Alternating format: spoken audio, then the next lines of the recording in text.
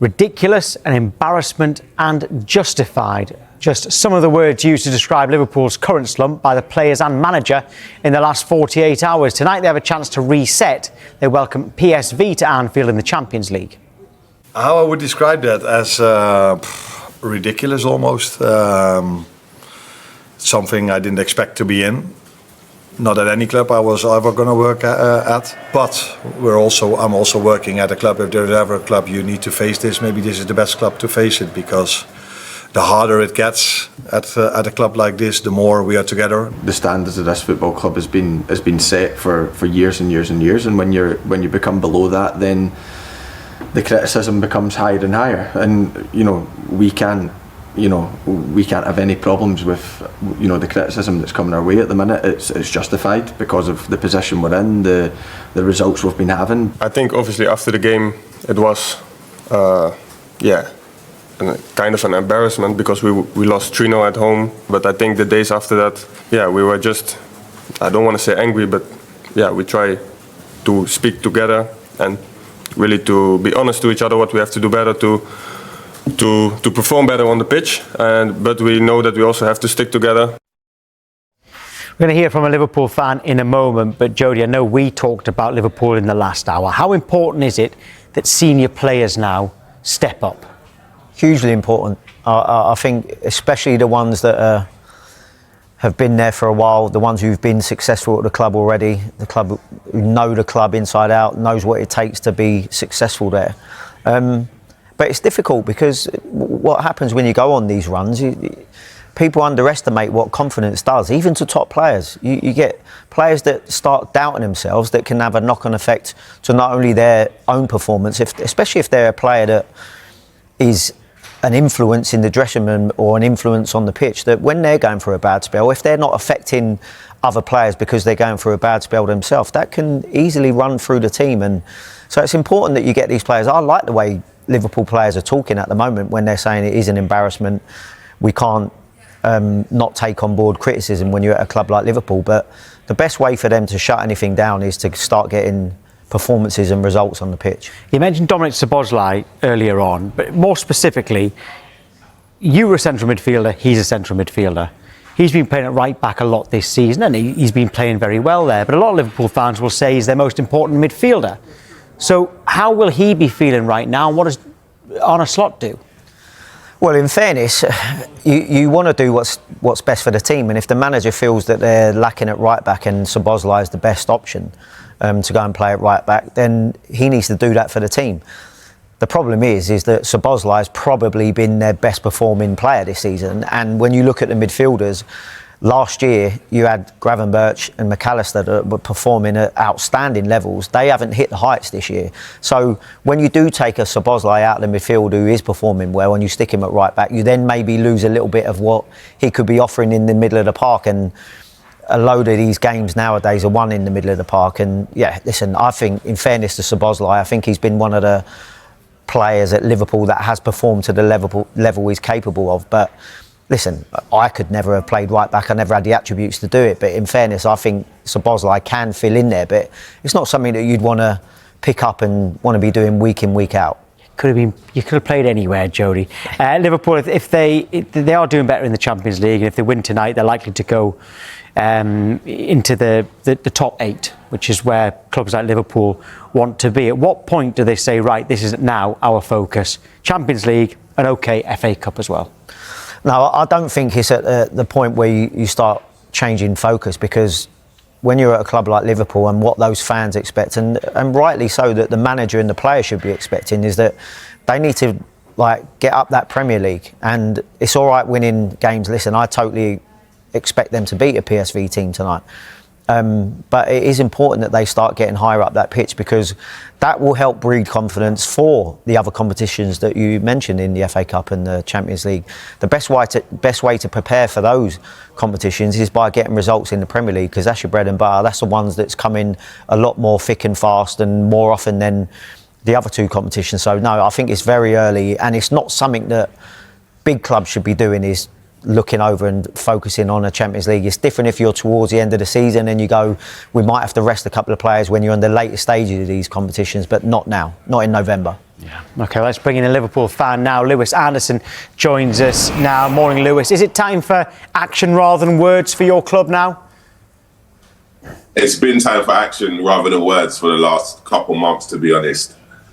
We need to see changes in the team. Like Slotter's, he's not really changed that much. He's tried a few things once or twice, but then it hasn't really worked, and then he's let it go.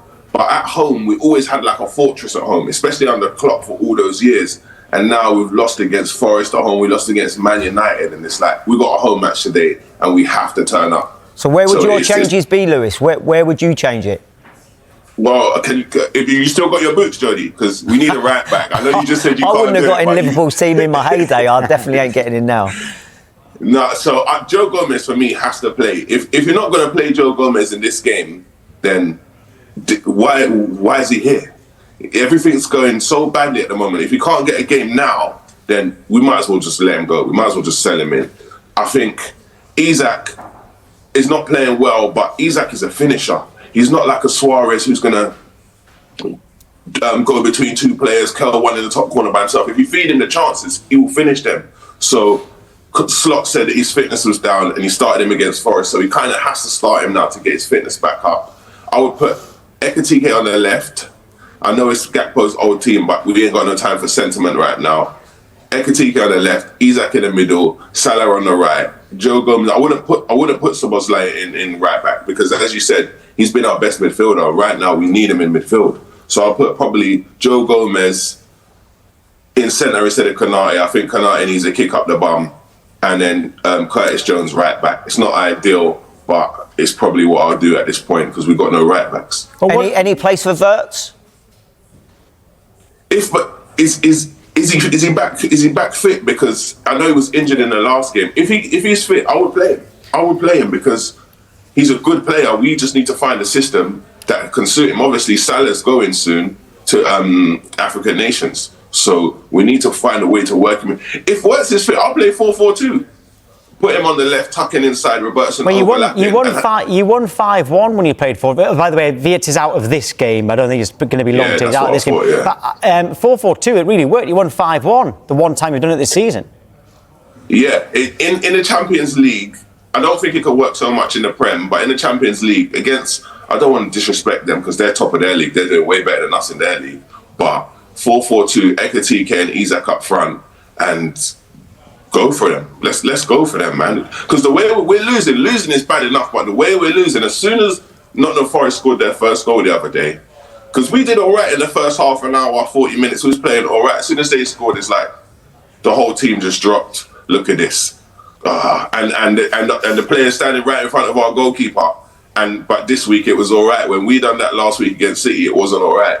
But I can't complain too much. We deserve to lose that game. So it's tough right now, man. I asked Jody at what point do Liverpool focus on the Champions League and the FA Cup and forget the league? Jody says that they can't do that. What do you think? Yeah, no way. It's not even Christmas yet. We can't be crossing off the league. Obviously, we're not really going to win the league now. Fair enough, but we can't just throw it in the bin. You know what I mean? We've still got to try and finish. We've got to fight and finish as high as we possibly can. It's way too early for that. If you get to the semi-finals and maybe you're fourth or fifth in the league, you're not going to win it, then I understand going for the Champions. We're still in the knockout stages. What's the big drop-off been like defensively? Why has it been so big, the drop-off? I think we tried to change too much too quick. We signed all of these players without a centre-back, which we needed badly, and we tried to put them all in the starting lineup at the same time. Obviously, Trent going. I know people's like, oh, Trent can't defend. Well, now you can see he wasn't that bad at defending. And what he could do was get the ball in defence and turn it into an attack straight away with one pass. We don't have anyone that can do that at the moment. But just the whole... To try and work out, I don't know. I've been watching this game trying to work out, and I know you can't blame one player. So Van Dijk hasn't been playing well. I'm going to admit that. But the way Konate is playing, it's like his head's in Madrid already. And to tell you the truth, the way he's going on, his body can follow.